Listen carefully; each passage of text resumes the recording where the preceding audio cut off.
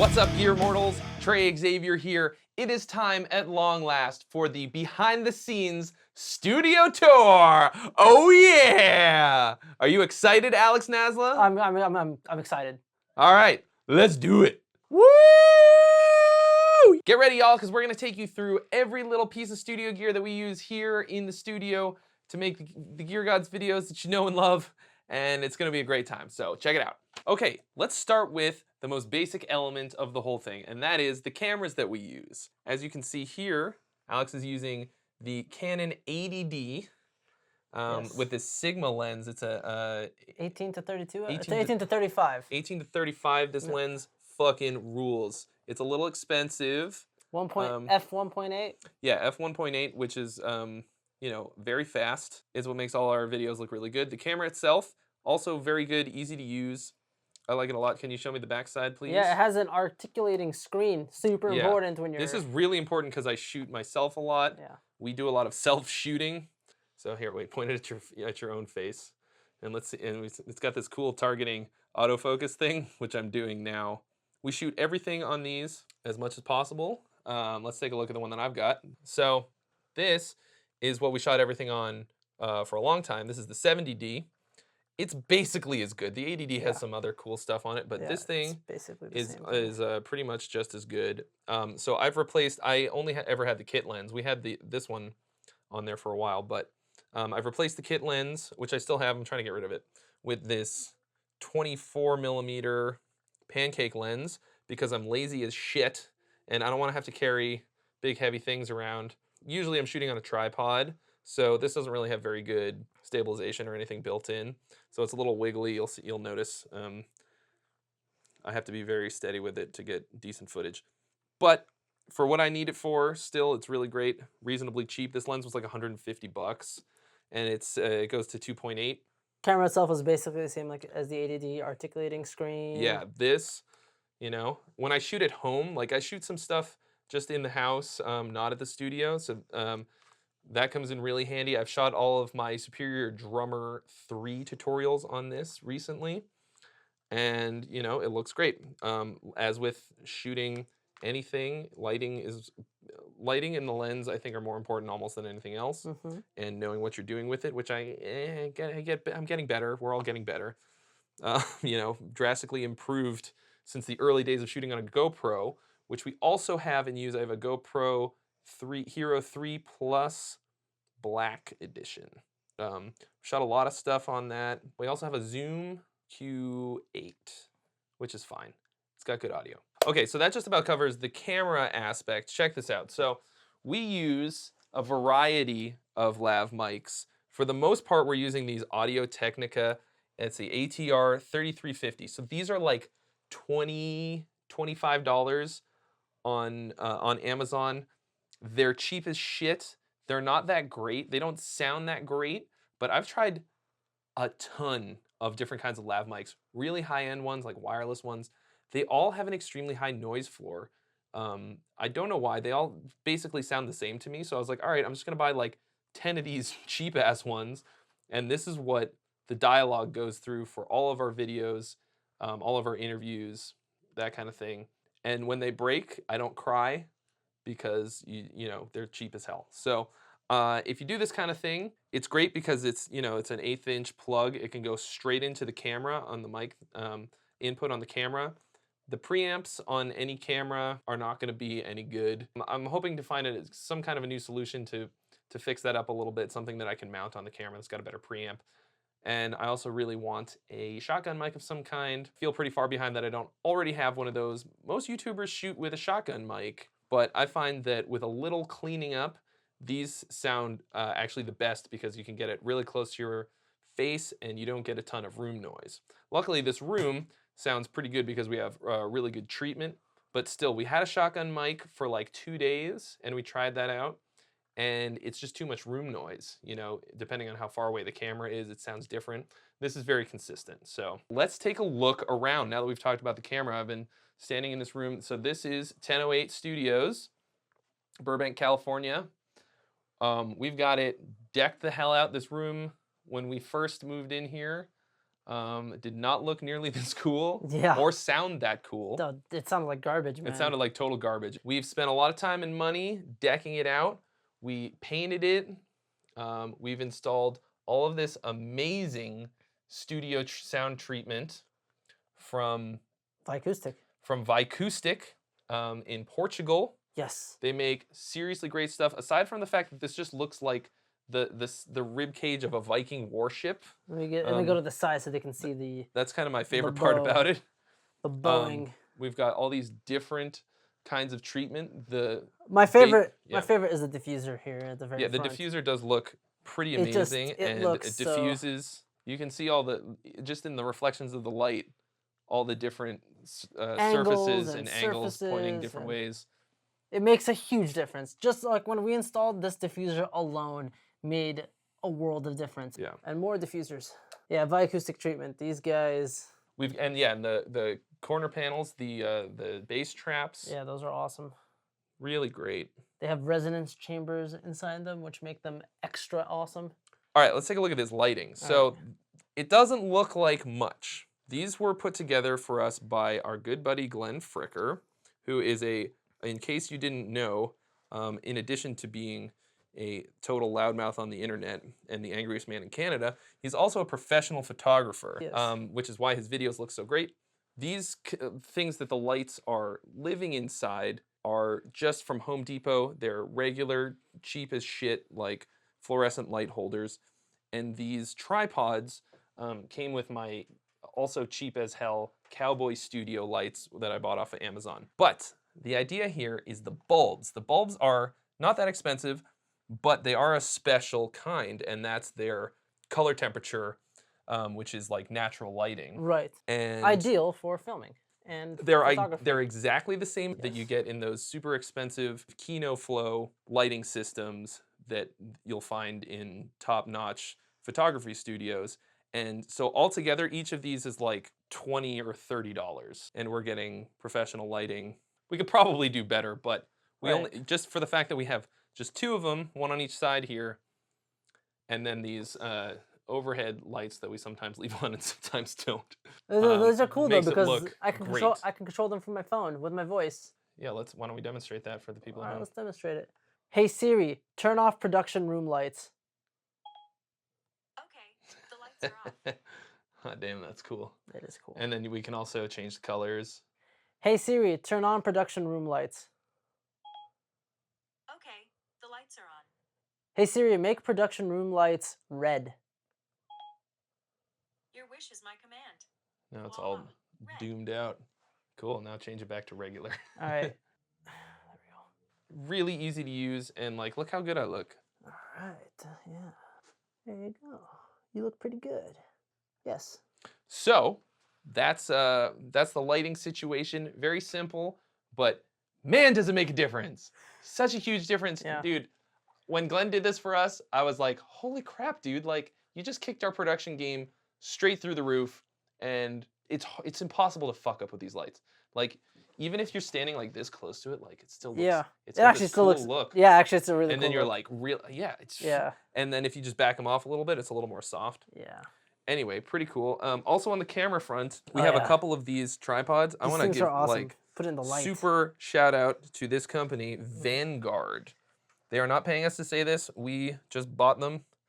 This is like awesome. For $100. This is a crazy good tripod. Do it. And demonstrate to everyone what you can awesomeness. do. So it does regular tripod things, right? You can make the legs come up and it'll get bigger or, taller.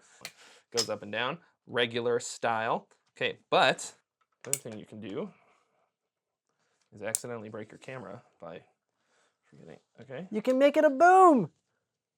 Bada bing, bada boom. So this is especially cool, when you just have a wacky angle you need to get for whatever reason, which we've needed in many, many different situations.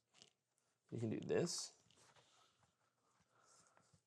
You can like flatten it the hell out and get really low with it. Hey. I don't think I've ever put it this low before. Yeah. It takes up a lot of floor space like this, but so for instance, when we put it on our super homemade track dolly that we made we have to kind of put it into this mode for it to fit on it. And then we slide it back and forth. I think I already said this, but it's like legitimately one of the best $100 I've spent in a long time. Yeah. Cool. Do you want to talk about the monitors that we've got going on? Yeah. Here we have Atom A7Xs. I've had these for like, man, before I knew Trey, I think. And they're great. They have served me well, and I haven't really felt a need to upgrade. They've served me well. Underneath the A7Xs, I have isoacoustic isolation stands. Very, very nice. These are like their new ones. And next to it, you see we have a 2 Notes torpedo captor. This thing is very cool. We primarily use it as a load box. That's super handy for recording live amps without a speaker cab and a mic. And then typically we use cab sims using the Rosen Digital Audio Pulse cab loader. That's pretty cool. We use a lot of Rosen Digital cabs. Occasionally we use Wall of Sound. I use Wall of Sound sometimes with sometimes some 2 Notes cabs. I've got a couple that I really like. Actually, I like to blend them with Rosen Digital cabs just because, you know, I'm so used to the Rosen Digital cabs. I've got my favorites. I like to blend and mess around with them. Right now I've got one that I like, and I'm calling the Secret Sauce. It's got like a blend of 3 or 4 different cabs and different mics and stuff. It's pretty sexy. Cool, let's go through the rack gear. I'm going to start from the top left rack. Here I have just a TT patch bay, 96-point TT patch bay. I got it off some dude on eBay. Crazy good deal. Came with a bunch of cabling and connectors. Just connected the entire studio and the live room and all my outboard gear to it. So anytime I need to patch anything into anything, it's right there. It's really easy. You might have noticed that I don't have it labeled yet, but that's because people have to memorize it like I do. No, I'm just joking. There'll be a label for it soon. Underneath that, we have the Stam Audio 1073 MPA. I love this thing. It's a 2-channel 1073 clone by Stam Audio, and it's awesome. It's the real deal. There isn't really much more to say other than that. Except to check out our review of it also on our YouTube channel. Yes, I did that review relatively recently, actually. So I've used it on vocals, drums, guitars, even keyboards. It's awesome. It sounds awesome. And underneath that, I have a Precision 8 preamp. It's 8 pre's. This thing's awesome. It's by True Systems. It is super clean. Has a lot of headroom. Well, has a lot of headroom, but it starts off really hot. Like it starts, if you can see right there, at 16 decibels of gain. It starts off really hot, so like if you're like recording drums in it, sometimes you have to be careful with like the snare. But other than that, this thing's awesome. I use it on drums all the time. Underneath that, I have a PreSonus Digimax DP88. I use this sometimes if I need more mic pre's. I'll use it for more mic pre's, but I mostly use it as a I/O expansion for my studio. So I have a bunch of outboard gear going to it so I can get it into my computer. Underneath that, I have a RME Fireface UFX. I love this thing, man. Man, I've had a UFX, the Fireface UFX, for a while too, like maybe 5 years or something like that. It's just one of those pieces of gear that serves you so well, you don't really go looking for anything else. The drivers are the best drivers I've ever come across.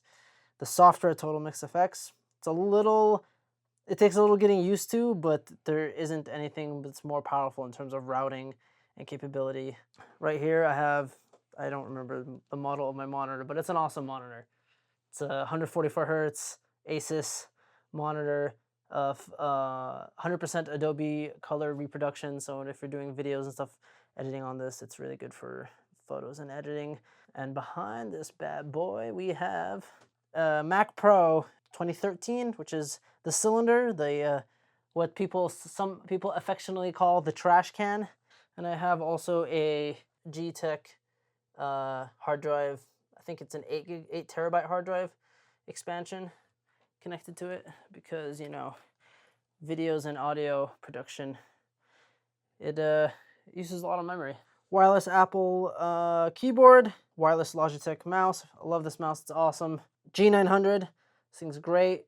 Over here I have one of my power conditioners. This one's by Monster. Underneath that I have my Roland JV1080. Sound module. This is a relative. I think this came out in 1994, and it was like one of the most popular sound modules that studios and keyboardists used, pretty much to this day. Like, it's still in studios and people still use it. Underneath that, I have a DBX 166A compressor limiter. I don't really use this that much. I usually use it like if I want to use a compressor limiter for like one of my keyboards or my JV1080 up there. And underneath that, I have another Stam Audio outboard gear. It's the SA4000, which is basically the clone of the SSL G series bus compressor, and this thing's awesome. I use this all the time. I've compared it to the real thing, and as far as I can tell, man, it's pretty much exactly the same, and it is way better than any of the software that I've used out there that tries to emulate it. It's the attack and release. The attack and release on the hardware is just different than on the software, and I like it better on the hardware. And underneath here, I have my main keyboard, a Core Kronos. You may have seen my review of this thing from, what's like a couple years ago now? Yeah, I think it's 2 Yeah, years. it's like a couple years ago. Incredible keyboard, fits perfectly under the desk here. And speaking of the desk, this desk is by Buso Audio. They're a company from somewhere in Europe. I can't remember off the top of my head. They shipped it out to us pretty quickly, considering, it had to come from halfway across the world. And it's pretty awesome. It does pretty much everything I need it to do. Has enough space for most of my outboard gear on either side. A spot for my my monitors. A nice spot for my computer monitor with the arm in the back. And then, of course, a nice little spot right behind it for my Mac Pro. And and my keyboard sits nicely down there. So this is the Producer 2 Plus model. They have a bunch of different desks and for different variety of purposes and to fit pretty much anyone's needs. I just felt this one fit my need the most. Down here I have, there's two pedals. This one up here, this is a Morley JD10, really old school distortion box. Pretty much no guitarist on the planet uses it anymore. I use it for my keyboard. I use it specifically with my JV1080 to get the Jens Johansson lead sound. And let me tell you, I can definitely get the Jens Johansson lead sound. Yeah. If there's any one thing you've done in this world, in Yes. this life, you I have have nailed achieved. Jens's tone Jens, in a way that no one else really yes, has. if Jens heard it, he'd be like, "Damn, son." And back there behind that, I have a I don't remember the company who made that. It's McCaffrey Audio That's what it is. Green Vodka. Green Vodka, which is based off of the Russian version of the Big Muff Pie that Electro Harmonix made at some point in their past. Mm-hmm. And it's great. It sounds like what I remember the Russian one sounding like. There you go. I use that one for the Yanni Warman lead sound because it's very similar to the Jens one, but just a different distortion box. So that's it down there. Bunch of cables. So let's go take a look at the black spaghetti. Oh yeah, let's do that. So back here you can see it's kind of a mess in terms of cables. It used to be way, way worse, if you could believe it or not. But I cleaned it up. Over here in this rack mount case, all I have is just power conditioners. I have like a Furman and another Monster Power power conditioner in there. But in terms of all the cables, it's mostly Hosa cables that we use. I would say exclusively, but there's probably like a cable in here or something that isn't. But it's almost exclusively Hosa cables, and they're awesome, man. Most people like, oh man, get Mogami cables. It's like, well, most people don't realize most of the sound that you get or hear from a Mogami cable is from the connectors, which are Neutrik connectors. Almost all the Hosa cables, at least all their like higher end ones, have Neutrik connectors, the same exact ones that come with Mogami. And they even have Mogami. They even have cables that are same spec cabling as Mogami and better. and they're cheaper. Like, I mean, you can't go wrong. Like, Yeah. like they're better and cheaper. So here we've got the Gear Gods casting couch. Yes. We use this to sit upon for normal sitting purposes. It's very comfortable. It's small. Technically, it's a love seat. I think I'm gonna start shooting some playthroughs on here. I shot one with Liam the other day, and it looked really cool. Nice. It's a different location. Yeah. You know, they say never go with a hippie to a second location. An Oh, check. exception This rule. is the Gear Gods trash can. Check this out. Boom. You never need to touch the garbage can ever again here in the Gear Gods studio. Yeah, you know, until you have to take out the trash, of course. Yeah, but we have other people to do that for us. We don't have anyone else to do that for us. We're a very small operation, folks. All All right. right, we take out our own trash. We have carpet, or not carpet. We have gigantic rugs that make you think that we have carpet here. It gives a lot of, it gives you like I like the contrast because we decided to go with like a gray wall background. Let's take a look at what's beyond the door. Beyond the door. Beyond the gray door. Let's head on Out out. on Z. Okay, so 1008 is basically in a warehouse. I don't know if And we'll call it a warehouse. It's a little messy, but no, this is a warehouse. all right, if you say so. So we're all built into this warehouse. They're an industrial warehouse, Alright. says our neighbor Rob. It's all built out into several different kinds of rooms.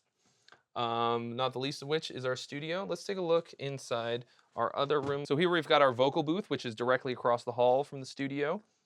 We've got some real homemade sound treatment in here, but it works just fine. We've killed enough of the reflections to be able to record vocals in here and other stuff, you know, anything small that we need to record. It also functions as storage, as you might imagine. So over here we've got our super homemade, as many of our things are, track dolly. I made this with instructions from the internet. It works moderately well. Obviously right now it is in pieces. The most expensive part of the whole thing was literally the skateboard wheels. If you've seen sliding shots in our reviews and some of the playthrough stuff, it's this. We have to cut a lot of the footage out because it gets a little wiggly sometimes, but we haven't really dialed it in that much and we don't use it that much. But if you see sliding shots, that's what it is. All right, moving on. Onward and upward. So let's go take a look at the studio rooms we've got over here. So here we've got the tracking room that's immediately next door to our studio. It's right over there. We've used this for many different things over the years we've been in here. We've got a drum set up. This belongs to our good friend Tom Tierney, who's played in a couple of our videos. Yeah. Really good drummer, cool dude. Yeah, he is. We're trying to work in more drum content. Yes. This is something we've had a lot of requests for. It's something we want to really do a lot of in the future. We want to cover more drum stuff. And yeah, so you'll probably see more of that in here. We've got some cabs and amps and stuff. Cabs and amps. Over here, the mother load. Oh yeah, most of our cabling. Most of our cables are hanging out right here. A lot of XLRs, a lot of guitar cables. Yeah, so these It's are mostly the XLRs. so these are the HOSA cables we were telling you about. Oh, These are Edge Yes. cables from HOSA, which are like their top of the line stuff. Yeah. No trick connectors, what I was talking about. The Edge cables are as good or better than any cable we've used. Definitely. They're super sick, Definitely. and I definitely recommend them, especially for the price. Yeah, for sure. And they are not paying us to say that. They are definitely not. Also, some more super homemade treatment. Oh yeah. Let me tell you something, guys, though. Like, homemade treatment, better than no treatment It's true. by a long shot. The most basic formula for super easy treatment to make a frame, any size, whatever size you want. We do like 2 foot by 4 foot, basic frame of like 1 by 3s. Put some kind of cloth over it, staple the cloth on, and put a bunch of denim insulation that you can just get at Home Depot or Lowe's or whatever, and just stuff it in there, put it on the wall. It's not going to be quite as good as getting a professional analysis of your room and getting super expensive high-end treatment, but it'll get you like 80% of the way there. It's super fucking great. We use it all the time, anywhere except in the actual studio where we got the real deal, you know? So that'll, you know, we've got those everywhere. You'll see those panels all over the place. We've just made them ourselves. If you have like a tiny bit of woodworking knowledge, you can totally do it, and it's great. Yeah, so there's the treatment. I mean, this is a live room, so you don't want it to be too dead. So there isn't that much treatment. And this is the patch bay that goes into my room, that connects my room into the live room. We also have another patch bay over here that connects into the other control room, which is through this window. We'll go there in a second. This one has a few more connectors, but it's basically the same. I mean, realistically, what we mostly use this room for is recording drums, right? Usually, if we're gonna record vocals, we'll do it in the vocal booth. Sometimes we'll do it in here if there's gang vocals, or if we're trying to do like something vocals that have like a little more air to them. But generally, it's just drums in here, and guitars, reamping guitars, and stuff like that. So yeah, and then let's go to the other side of this big ass window here. All right, and over here we have the control room. There's a bunch of stuff going on around here. Here's the desk. This room is currently occupied by our good friend Tom Tierney, owner of those drums over there. Awesome dude. Currently has my Kemper Profiler in his rack, borrowing that for a bit. And he has, what does it look like? He has some Focal. Oh yeah, these are the ones I reviewed. Well, I reviewed the bigger one version of these. You guys could check that out on the site. I reviewed it like a year ago, maybe. Yeah. Yeah, these monitors are sick. Yeah, good choice on his part. He also has an iMac computer, and yeah, we use this room to record. Sometimes we use our other room to record. Also a bunch of homemade treatment in here, some clouds, corner. He's a drummer, so obviously the rudiments are important. Am I right, Glenn? Yeah, it is. Yeah. Bass players suck. A lot of guitars and basses over here. This one over here is actually mine. A lot of guitars and basses for a drummer, that's for damn sure. Yeah. Over here we have some more amps, some more amp heads. Oh yeah, up here we have our mic locker. It's not much of a locker, but it's high up and not many people can get to it without a ladder, so it's safe-ish. That's locked enough. It's locked enough. This is our good friend Rob Rosen's room. I like it a lot, and that's because I'm a keyboardist and I like keyboards. Here we have a Hammond B3 organ. Okay, technically it's an A100, but it's the same thing as a B3, but it has a built-in speaker. This thing's really cool. This is something Rob and I got relatively recently. Yeah, with the Leslie Neo. Yeah, and we have a Leslie. We'll go into the. There's a Leslie inside this room right here, but we'll get to that. Above that we have a Yamaha DX7 classic keyboard. It's awesome. ARP Odyssey whiteface, extremely rare. Just got that recently, I believe. Over here we have a Sequential Circuits Prophet 5, legendary analog keyboard. Awesome keyboard. Juno 106. Also another really famous legendary keyboard. Memory Moog synthesizer, maybe not as well known as the Prophet 5, but this thing kicks ass. And then underneath that we have the Oberheim OBX. You probably know this thing from Rush. Rush has used this a lot. Here we have an OB8. It's very similar to the OBX, but yeah, it's just different. That's what Van Halen played Jump on. Oberheim, 4-voice. This thing is sick. Over here, Mini Moog, probably the most legendary analog keyboard to ever exist. One of the most highly sought after, and probably my favorite. If I had to choose an analog keyboard, it'd be between that and this here Jupiter 8. I don't know why, I just love the Jupiter 8, man. So the room that we're in right now is the personal studio of Rob Rosen. He's got it all set up to record, so you can pay money to come in here and record using all these synths.